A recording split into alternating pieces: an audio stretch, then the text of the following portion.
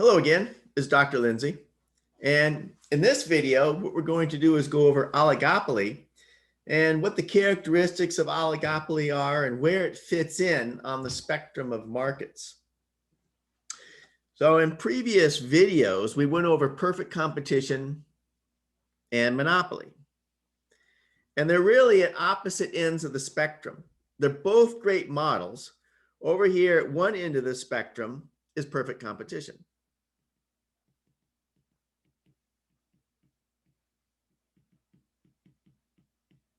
And at the other end of the spectrum is monopoly. Now with perfect competition, there's many sellers and many buyers. With monopoly, there's one seller. Under perfect competition, the sellers are price takers.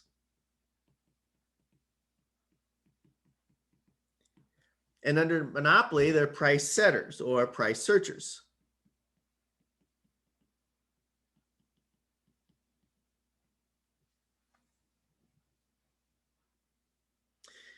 Perfect competition compared to monopoly has a higher output.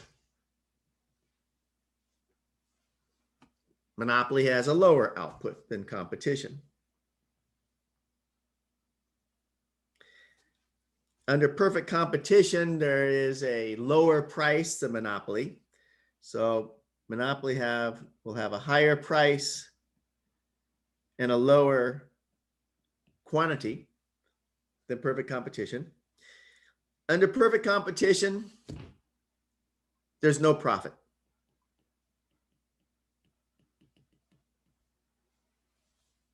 But under monopoly, there's a profit.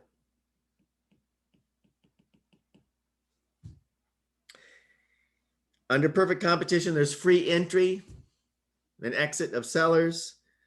Under monopoly, there's barriers to entry.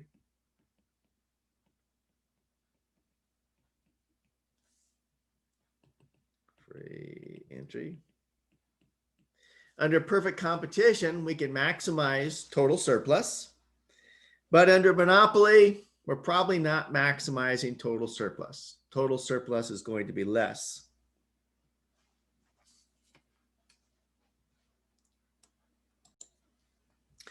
Now, oligopoly is somewhere in between. Right up here, maybe.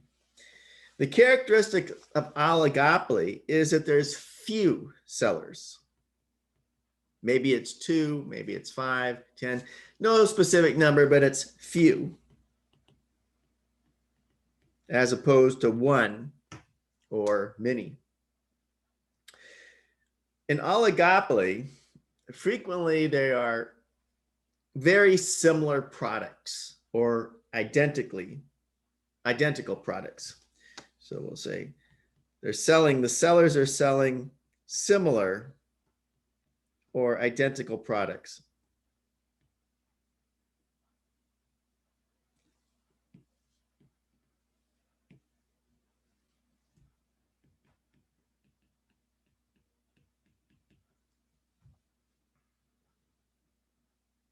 And there's significant barriers to entry into an oligopoly. So even though they're similar products, it might be that the costs to start up a company would be exceptionally high, which keeps a lot of sellers out of the market. So significant barriers to entry.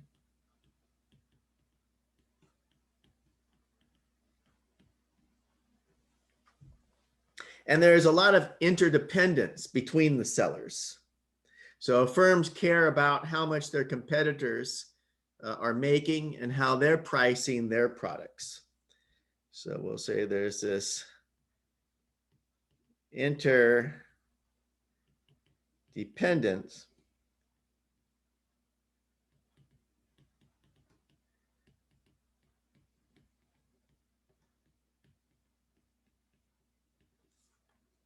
So over here, somewhere in between, perfect competition in monopoly, maybe closer to monopoly than perfect competition, is this oligopoly.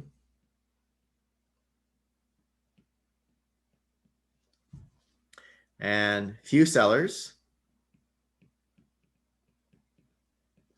They are price setters. They can choose their price. And significant barriers.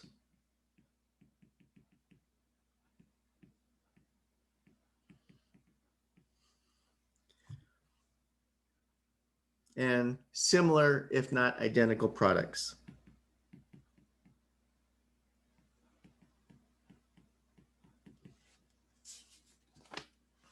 Now, when we have just a few sellers in the market, there's a big incentive to collude.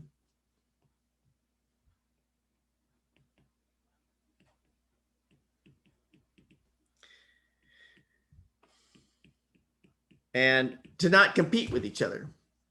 Essentially, to try to act as a monopolist together and not compete.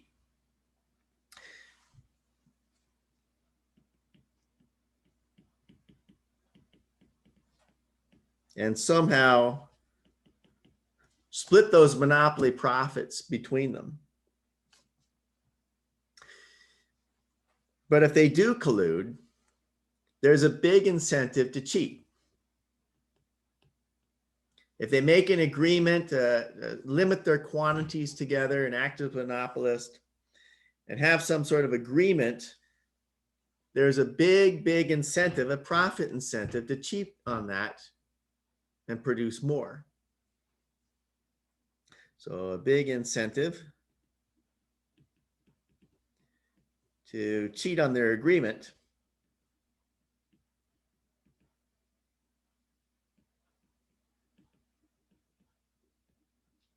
And overproduce or change the price.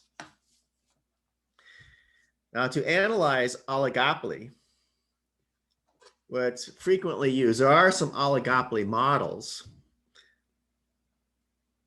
but they're not all that great. And so game theory is used to analyze the decisions of oligopolists.